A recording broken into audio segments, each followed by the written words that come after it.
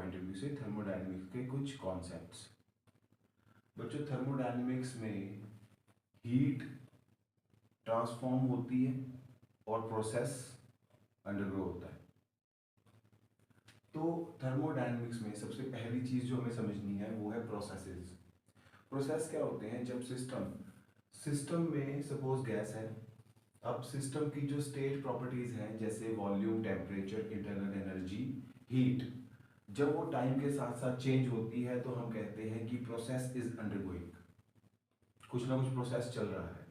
A process is the way in which state properties get change with time. अब different kind of जो processes हैं उसमें सबसे पहला हमारे पास आता है आइसोथर्मल प्रोसेस। आइसोथर्मल प्रोसेस, देखिए बच्चों, तो पहला जो हम प्रोसेस डिस्कस करेंगे वो है आइसोथर्मल प्रोसेस। आइसोथर्मल प्रोसेस में सिस्टम का टेम्परेचर चेंज नहीं होता, जो टेम्परेचर है वो चेंज नहीं होता।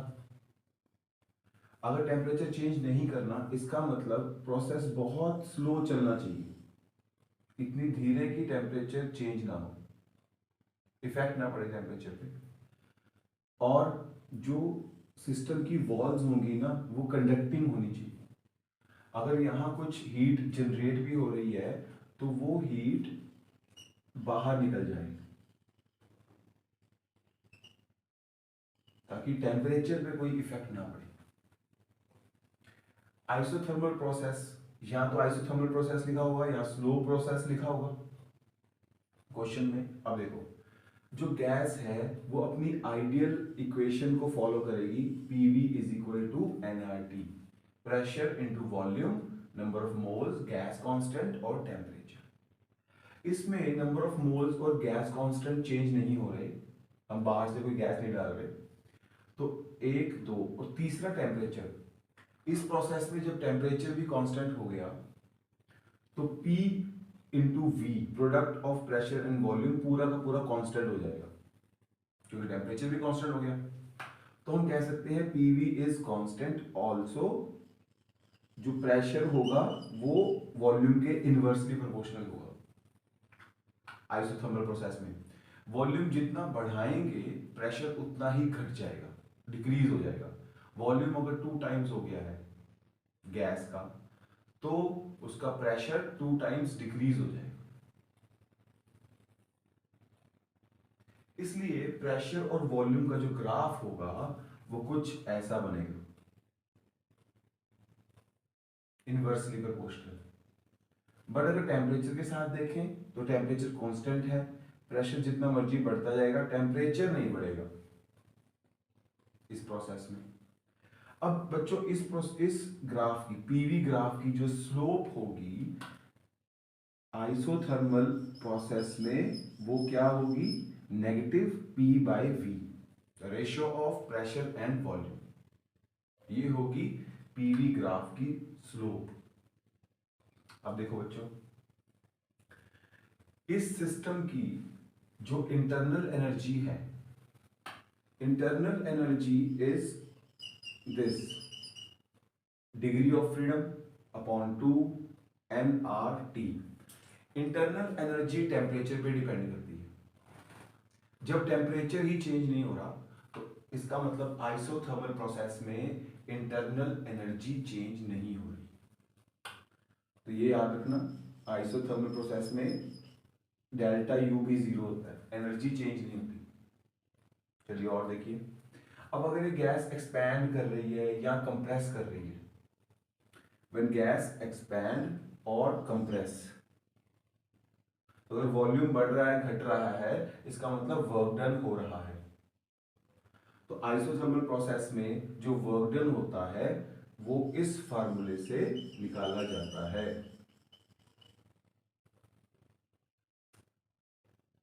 अब वॉल्यूम इनवर्सली प्रोपोर्शनल है प्रेशर के, तो अगर यहां प्रेशर पुट करेंगे तो प्रेशर में P1/P2 आ जाएगा। तो ये कुछ पॉइंट्स हैं आइसोथर्मल प्रोसेस के जो तुम्हें याद रखनी है। इक्वेशन क्या लगती है?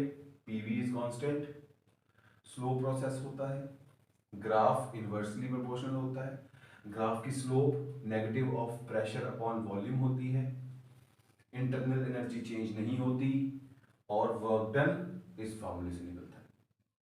किसमें? आइसोथर्मल प्रोसेस में। क्लियर बच्चों?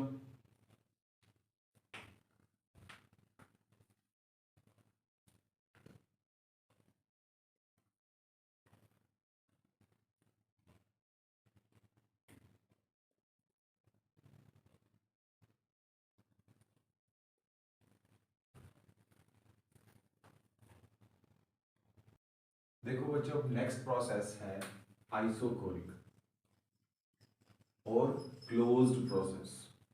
क्लोज है, वॉल्यूम ना आ सकता है, ना जा सकता है, ना ही एक्सपैंड कर सकता है, ना ही कंप्रेस कर सकता है। No expansion, no compression. जब एक्सपेंशन ही नहीं हो सकती, कंप्रेशन नहीं हो सकती, तो वर्क डन क्या होगा? जीरो। ध्यान रखना है, आइसोकोरिक प्रोसेस में वर्क डन जीरो होता है, क्योंकि बच्चों वर्क डन थर्मोडायनेमिक्स में होता है पी डीवी इंटीग्रेशन। तो डीवी चेंज इन वॉल्यूम ही जीरो है, तो इस केस में वॉल्यूम चेंज नहीं होता। जब वॉल्यूम चेंज नहीं हो रहा, तो PV is equal to N R T, जो इक्वेशन है PV is equal to N R T, उसमें वॉल्यूम को भी एन आर के नीचे रख लें, तो ये पूरी ब्रैकेट कांस्टेंट हो गई।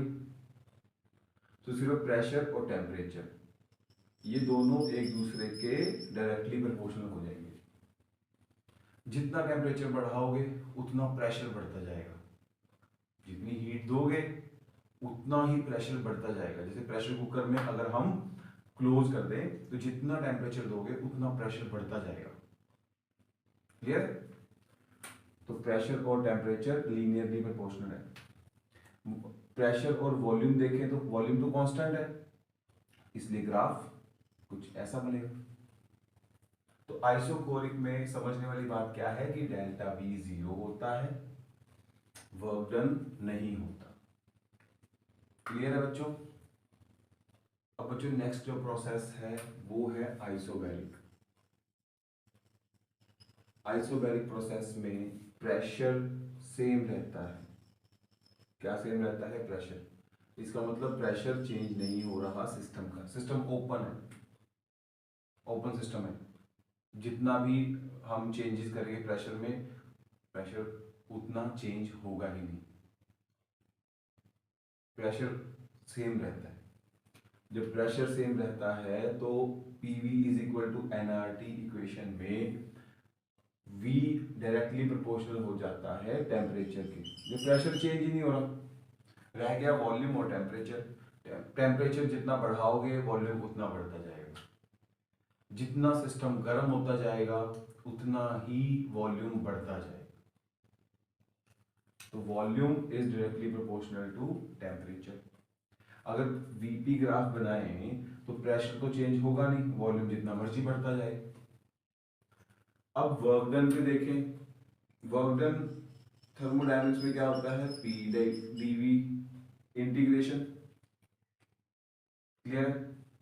अब प्रेशर कांस्टेंट है तो बाहर ले लेंगे इंटीग्रेशन से, तो फाइनल रिलेशन क्या बन जाएगा? Pressure into change in volume. इसमें भी ज्यादा समझने वाली बात नहीं है। आइसोबैरिक प्रोसेस है, उसमें प्रेशर चेंज नहीं होता। प्रेशर चेंज नहीं होता तो वॉल्यूम और टेम्परेचर ही चेंज हो रहे हैं। टेम्परेचर जितना चेंज होगा वॉल्यूम उतना ही चेंज होगा। क्लियर बच्चों? तो बच्चों नेक्स्ट जो प्रोसेस है वो है एडियाबैटिक प्रोसेस। ये भी बहुत बढ़िया प्रोजेक्ट है।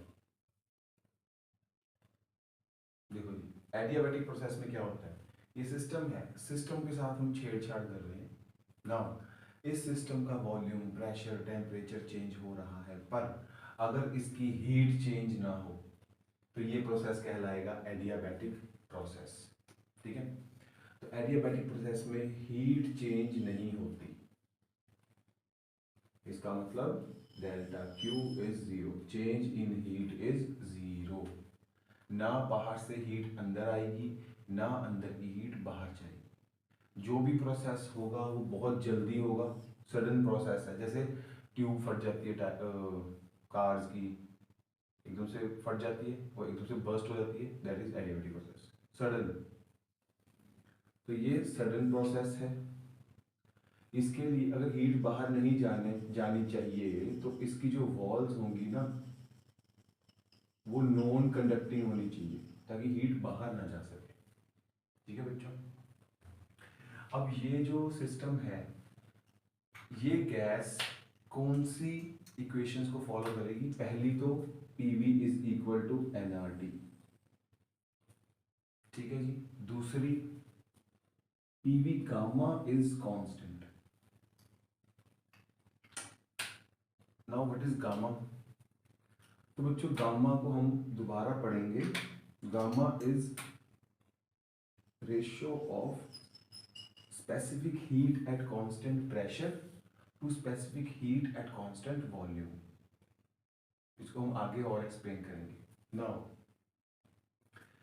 भाई PV is equal to nRT, तो यहां से अगर वॉल्यूम की वैल्यू निकाल के मैं इस रिलेशन में पुट कर दूं तो मेरे पास नेक्स्ट रिलेशन बनता है प्रेशर और टेम्परेचर का, ये कि एडियाबैटिक प्रोसेस में प्रेशर और टेम्परेचर कैसे रिलेट करते हैं आपस में। This one P1 minus gamma is equal into T gamma is equal to constant. Questions करेंगे इसके आगे। अब अगर मैं प्रेशर की इक्वेशन, प्रेशर का रिलेशन निकाल के इसी इक्वेशन में पुट कर दूं तो हमारे पास वॉल्यूम और टेम्परेचर में ये रिलेशन बन जाता है। ये तीनों रिलेशन बहुत इंपॉर्टेंट है, एडियाबैटिक के क्वेश्चन बहुत आते हैं इसमें से। अब देखो बच्चों, पीवी स्लोप जो होगी, पीवी डायग्राम जो होगा, पीवी ग्राफ, उसमें वो थोड़ा स्टीपर बनेगा, आइसोथर्मल से ज्यादा स्टीपर बनेगा, ये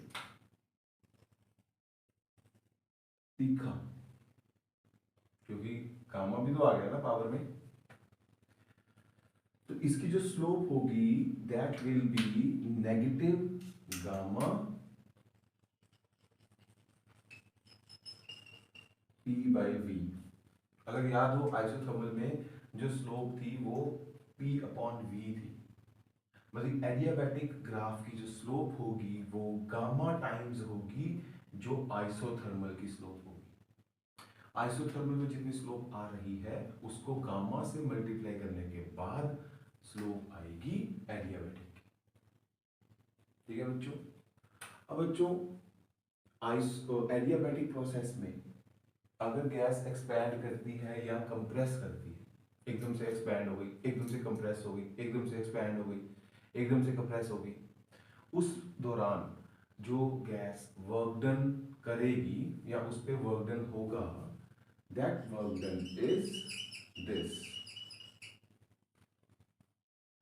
इस रिलेशन से उसका वर्क डन फाइंड किया जाएगा, N R delta T gamma minus 1। Gamma is for gas. Clear है, समझ आ गया? इसके नोट्स बनाए। प्रोसेस बच्चों छोटा सा ही है, cyclic process.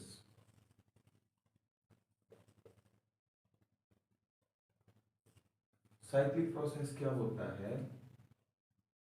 System regain it's initial state, वो जैसा था वैसा ही हो गया। अगर मैं पीवी डायग्राम से बताना चाहूं तो ये सिस्टम पहले A टू B गया, फिर B टू C, फिर C टू D, फिर D टू A, वापस यही A पे आ गया। तो ये साइक्लिक प्रोसेस है। उसकी इनिशियल स्टेट क्या थी? A, और फाइनल स्टेट क्या है? A। इसलिए उसकी एनर्जी कितनी चेंज हुई?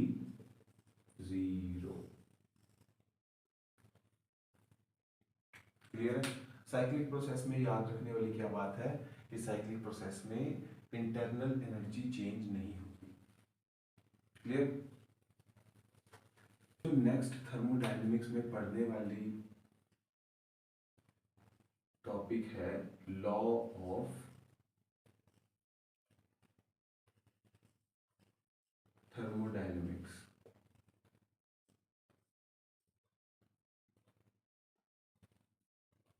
ठीक है जी। लो, सबसे पहले आता है zeroth law, then first law, second law हम हीट इंजन पढ़ने के बाद पढ़ेंगे। तो बच्चों जीरोथ लॉ क्या कहता है? देखो जी, सपोज हमारे पास एक सिस्टम है ए और एक सिस्टम है B, third system is C. ये तीन सिस्टम है, ठीक है ना? अगर मैंने ए और बी को ज्वाइन कर दिया और इनमें से हीट ट्रांसफर नहीं हो रही, तो ए और बी थर्मल इक्विलिब्रियम में है। If A and B are in thermal equilibrium, ठीक है, इनमें से हीट आ जा नहीं रही। अब मैंने बी और सी को ज्वाइन कर दिया, अब भी हीट ट्रांसफर नहीं होगी। Also B and C are in thermal equilibrium. B A के साथ भी थर्मल इक्विलिब्रियम में है और सी के साथ भी थर्मल इक्विलिब्रियम में है। इसका मतलब ए और सी ऑब्वियसली थर्मल इक्विलिब्रियम में ही होंगे। ये कहता है zeroth law. This implies A and C will definitely इन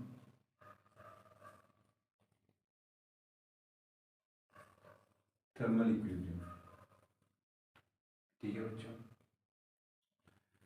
अगर ए बी ए के साथ, बी ए का फ्रेंड है, बी सी का भी फ्रेंड है, तो ए और सी भी फ्रेंड होंगे। ये कहता है जीरोथ लॉ। क्लियर है? देखो जी, फर्स्ट लॉ, फर्स्ट लॉ क्या कहता है? First law of thermodynamics. First law कहता है टोटल एनर्जी, देखो इस हिसाब से समझो इसको, total energy is equal to change in internal energy plus work done. हम सिस्टम को जो एनर्जी हीट की फॉर्म में दे रहे हैं वो किस काम आएगी? कुछ एनर्जी उसकी इंटरनल एनर्जी बढ़ाएगी, बाकी की जो बच जाएगी वो क्या करेगी? Work done. जो हमने हीट दी है वो उसकी एनर्जी चेंज करेगी और साथ में वर्क भी कर देगी। तो ये है first law of thermodynamics. Nature का भी यही रूल है। क्लियर है? नाउ अब इस फर्स्ट लॉ ऑफ थर्मोडायनेमिक्स को हम डिफरेंट प्रोसेसेस में लगा के देखते हैं। देखो, विद आइसोथर्मल, आइसोथर्मल प्रोसेस है बच्चों, ठीक है? आइसोथर्मल में टेम्परेचर चेंज नहीं हो रहा, टेम्परेचर चेंज नहीं हो रहा तो इंटरनल एनर्जी तो चेंज होगी नहीं। तो अगर आइसोथर्मल प्रोसेस को हम हीट देते हैं तो वो हीट सारा का सारा कहाँ जाएगी? वर्क डन में। तो आइसोथर्मल प्रोसेस में delta Q is work done. Clear है बच्चों? नेक्स्ट प्रोसेस,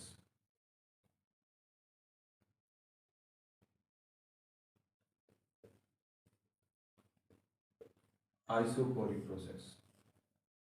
आइसोकोरिक प्रोसेस में वॉल्यूम चेंज नहीं हो रहा था।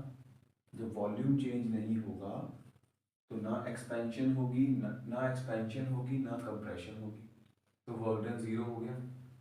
जब वर्क डन जीरो हो जाएगा तो अगर मैं ये फर्स्ट लॉ अप्लाई करता हूँ तो मैं जितनी भी हीट सप्लाई करूंगा that will only change the internal energy. जितनी भी हीट दोगे वो गैस उतनी गर्म हो जाएगी, उतनी उसकी एनर्जी बढ़ जाएगी, एक्सपैंड नहीं होगी बट। तो delta Q is equal to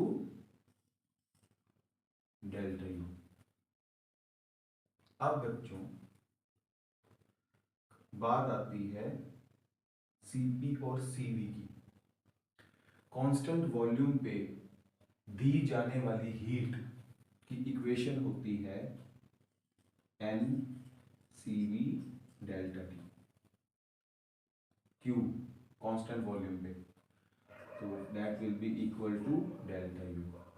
तो बच्चों डेल्टा यू की ये भी एक इक्वेशन मिल जाती है, delta U is equal to N C V delta T, क्योंकि कांस्टेंट वॉल्यूम पे जो हीट देते हैं वो क्या होती है N C V delta T.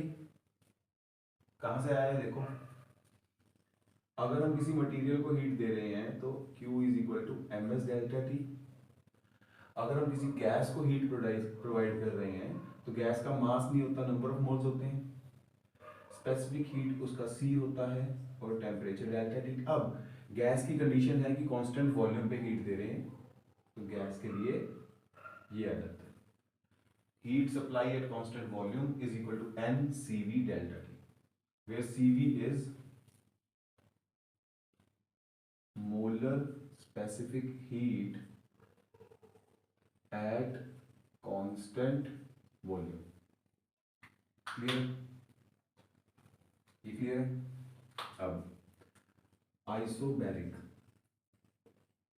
अगर हम सिस्टम को हीट दे रहे हैं या सिस्टम से हीट निकाल रहे हैं eight constant pressure, open system में उसको उससे हीट निकाल रहे हैं, हीट दे रहे हैं, तो क्या होगा। आइसोबैरिक में प्रेशर चेंज नहीं होता, ठीक है जी, बट वर्क डन क्या होता है P चेंज इन वॉल्यूम, देख सकते हो पीछे। तो आइसोबैरिक में हम जितनी हीट देंगे वो दोनों काम करेगी, उसकी एनर्जी भी चेंज करेगी और कुछ वर्क भी करेगी। क्लियर है। अब कांस्टेंट प्रेशर पे जब हीट देते हैं इसी फार्मूले से तो क्यू पी क्या आ जाएगा N C P delta T. Clear, तो ये क्या बन जाएगा N C P delta T is equal to delta U plus W. Clear है। इसको मैं आगे यूज करके मेयर्स रिलेशन भी निकालूंगा, अभी तुम यहां तक देख लो। क्लियर। नेक्स्ट प्रोसेस है एडियाबैटिक। बच्चों एडियाबैटिक में, अगर एडियाबैटिक प्रोसेस में अगर हम हीट देते हैं तो डेल्टा क्यू तो होता ही नहीं भाई, वहां तो हीट दे ही नहीं सकते ना हीट ले सकते हैं, तो एडियाबैटिक प्रोसेस में डेल्टा क्यू जीरो। अब अगर मैं फर्स्ट लॉ ऑफ थर्मोडायनेमिक्स लगाता हूं तो हम क्या लिखेंगे, zero is equal to delta U plus W. इसका मतलब negative of delta U is equal to work done.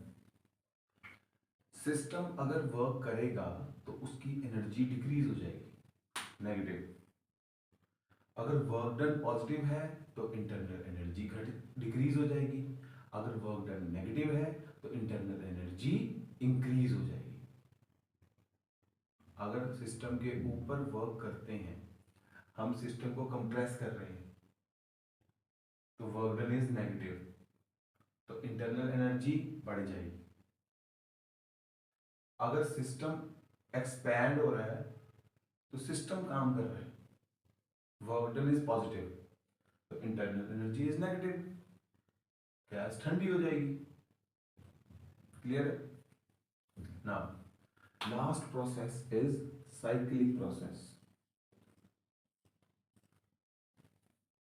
System दोबारा अपनी कंडीशन को अटेन कर लेता है, तो उसकी इंटरनल एनर्जी कितनी हो गई? चेंज ही नहीं हुई। तो अगर मैं ये फर्स्ट लॉ लगाऊं थर्मोडायनेमिक्स का, तो delta Q is 0 plus W,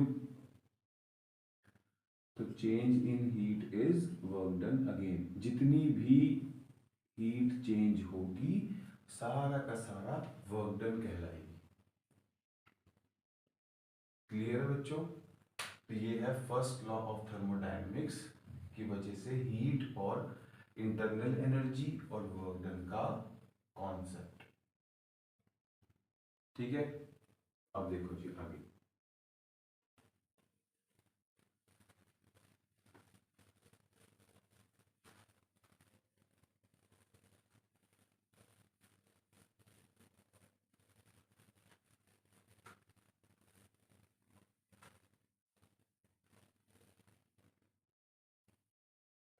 अब बच्चों नेक्स्ट आता है हमारे पास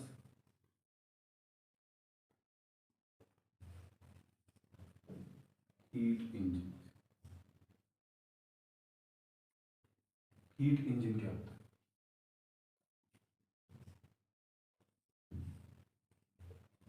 डिवाइस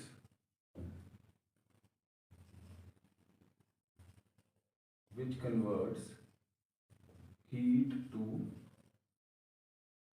work।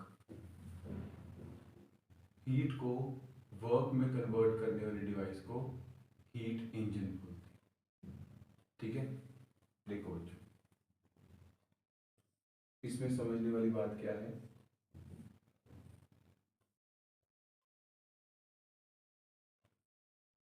ये है मेरे पास हीट इंजन। ठीक है, ये है रिजर्वायर और ये है सिंक सराउंडिंग। ठीक है, इसका टेम्परेचर है T1 और इसका टेम्परेचर है T2। T1 is greater than T2। ये हीट इंजन यहां से गर्म, पूरा गर्म वर्किंग सब्सटेंस खींचेगा, उसकी हीट के कारण हीट इंजन चलेगा और हमें कुछ वर्क मिल जाएगा। फिर वो वर्किंग सब्सटेंस ठंडा हो जाएगा तो वो अपने आप सिंक में छोड़ दिया जाएगा। ठीक है, जैसे हमने स्टीम, पानी है, पानी को गर्म किया, उसे स्टीम बनाया, वो स्टीम यहाँ से फ्लो करेगी, इंजन घुमाएगी, वर्क मिल गया और वो स्टीम अब ठंडी हो गई है तो पानी बन के सिंक में चली जाएगी। ठीक है, अब जब वो वर्किंग सब्सटेंस बहुत गर्म था, उसकी हीट थी Q1, उसमें Q1 हीट थी, तो जो हमने सक क्या किया? Q1 हीट यूज करने के बाद जब उसे हमने एग्जॉस्ट कर दिया तो उसकी हीट थी Q2, अब थोड़ी ठंडी हो गई वो। ठीक है बच्चों, now this engine is a cyclic process. उसी वर्किंग सब्सटेंस को दोबारा हम यूज करते हैं, गर्म करके उसे यूज करते रहते हैं। ठीक है, this is a cyclic process, इसलिए इंटरनल एनर्जी ऑफ सिस्टम क्या रहेगी? चेंज नहीं होगी। पानी पहले भी पानी था, अब भी पानी है। क्लियर?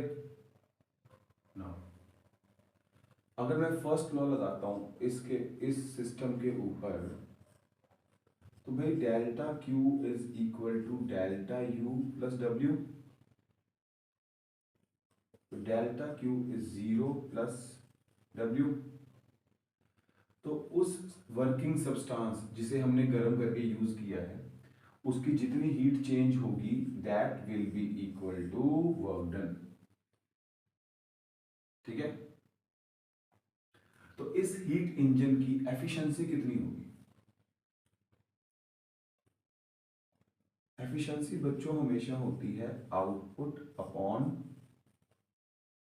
इनपुट, ठीक है। इस इंजन की आउटपुट क्या है, वर्क। इनपुट क्या है, जो हमने हीट दी, ठीक है बच्चों। तो एफिशिएंसी क्या आ जाएगी भाई, वर्क तो डेल्टा क्यू है, तो हम लिख लेंगे delta Q upon Q one. तो efficiency is Q1 minus Q2 upon Q1। Clear है बच्चों, हीट इंजन की efficiency Q1 minus Q2 upon Q1, ठीक है। अब ना इसमें कार्नोट इंजन के लिए क्या मॉडिफिकेशंस है, देखो बच्चों, इसी में समझ लो। अगर ये कार्नोट इंजन होता, ठीक है, कार्नोट इंजन के लिए जो एफिशिएंसी होती, कार्नोट इंजन में सिर्फ ये मॉडिफिकेशन दी गई कि एफिशिएंसी टेम्परेचर के अकॉर्डिंग भी निकाली जा सकती है। कार्नोट इंजन में जो एफिशिएंसी है that will B T1 minus T2 upon T1, that's it. Efficiency के क्वेश्चन आते हैं इसमें जरूर। तो कार्नोट इंजन की एफिशिएंसी क्या होगी, दिस, बट वहां लिखा होना चाहिए कार्नोट इंजन, तब तुम T1 minus T2 upon T1 कर सकते हो। क्लियर है। अब देखो बच्चों, हमारे पास टोटल क्या रिलेशंस बने, देखो, efficiency is equal to Q1 minus Q2 upon Q1 is equal to work done upon Q1 is equal to T1 minus T2 upon T1। Q1 is heat received, मैं लिख देता हूं, Q1 इज हीट रिसीव, जितनी जितनी heat engine को मिली। Q2 is heat rejected and T1 and work W is work done by system. T1 is temperature of reservoir and T2 is temperature of sink. Reservoir को source कहते हैं, source भी कहते हैं, ठीक है, इसको हम सोर्स कह सकते हैं। ध्यान से देखो इसको, इसमें से कुछ भी पूछ सकते हैं, तो इन्हीं रिलेशंस को इक्वेट करना है, ठीक है ना।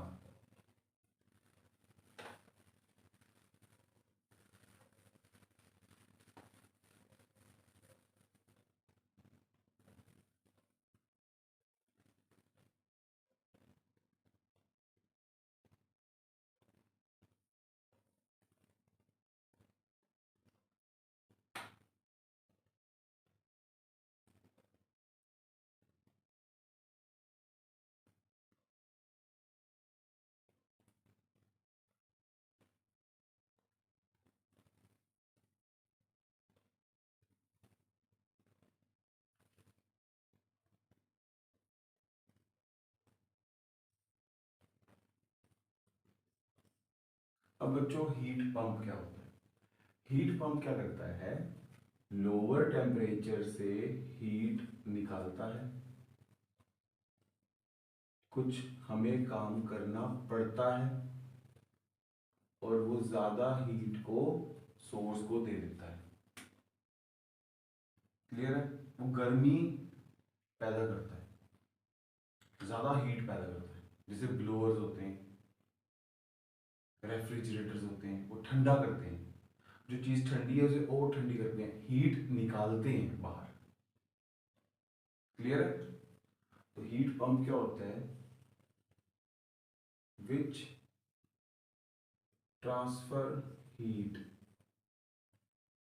From lower temperature to higher. अब भाई यहां से यहां तक हीट लेके जानी है, उसके लिए तो काम करना पड़ेगा ना। हीट अपने आप फ्लो करती है from high temperature to low temperature. किसी भी गर्म चीज़ को रख दोगे वो अपने आप ठंडी हो जाएगी, बट किसी ठंडी चीज़ को रख दोगे वो अपने आप ठंडी नहीं होगी, उससे हीट निकालनी पड़ेगी। तो वो काम कौन करता है? हीट पंप या रेफ्रिजरेटर्स, एसी, एयर कंडीशन। तो अब हम वो पढ़ेंगे। देखो ये भी साइक्लिक प्रोसेस है। जो सब्सटेंस हम यूज कर रहे हैं काम होने के बाद वो दोबारा वहीं चला जाता है, ठीक है। तो साइक्लिक प्रोसेस होने के कारण इंटरनल एनर्जी तो चेंज होनी नहीं, इसलिए डेल्टा क्यू क्या होगा? Change in energy is zero plus work done. Clear है बच्चों? लो जी, इस केस में हम देखते हैं परफॉर्मेंस, एफिशिएंसी नहीं देखते। Performance of refrigerator, performance of air conditioner या ब्लोअर्स, बट फार्मूला सेम है। Performance is output upon input. अब अगर तो बच्चों क्वेश्चन में दिया हुआ है हीट पंप, तो हीट पंप जितनी गर्मी फेंकेगा उतना अच्छा होगा। ब्लोअर दिया हुआ है, हीट पंप दिया हुआ है, तो हीट पंप के केस में जो आउटपुट होती है ना वो हीट होती है जो ये रिजेक्ट कर रहा है, बाहर फेंक रहा है, ठीक। हीट पंप के लिए परफॉर्मेंस, परफॉर्मेंस को हम कहते हैं बीटा। तो परफॉर्मेंस क्या होती है? जो इसने बाहर फेंकी हीट, हमें जितना काम करना पड़ा, इनपुट क्या है? वर्क, ठीक है बच्चों। तो बीटा क्या आ जाएगा? Q1 upon Q1 minus Q2। Similarly अगर हमें रेफ्रिजरेटर दिया हुआ है,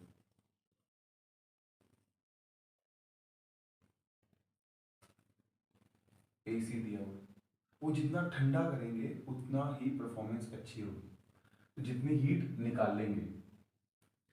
तो यहां पर परफॉर्मेंस क्या होगी? आउटपुट इज Q2, जितनी हीट निकाल के इसे और ठंडा कर देंगे,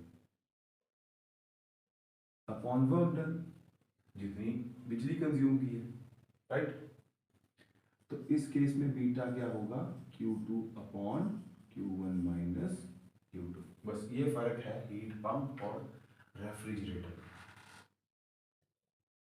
ठीक है बच्चों। अगर कार्नोट आ जाएगा तो यहाँ टेम्परेचर से इक्वेट कर देना, ठीक। अब बारी आती है सेकंड लॉ की।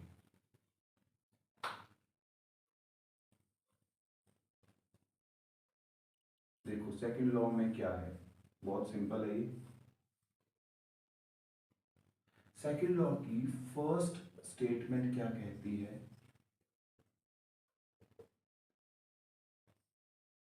कि किसी भी हीट इंजन की एफिशिएंसी 1 नहीं हो सकती। 100% एफिशिएंट नहीं हो सकता कोई भी हीट इंजन। ऐसा नहीं हो सकता कि हीट रिजेक्ट ही ना हो, सारी की सारी हीट वर्क में कन्वर्ट नहीं हो सकती। सेकंड स्टेटमेंट क्या कहती है?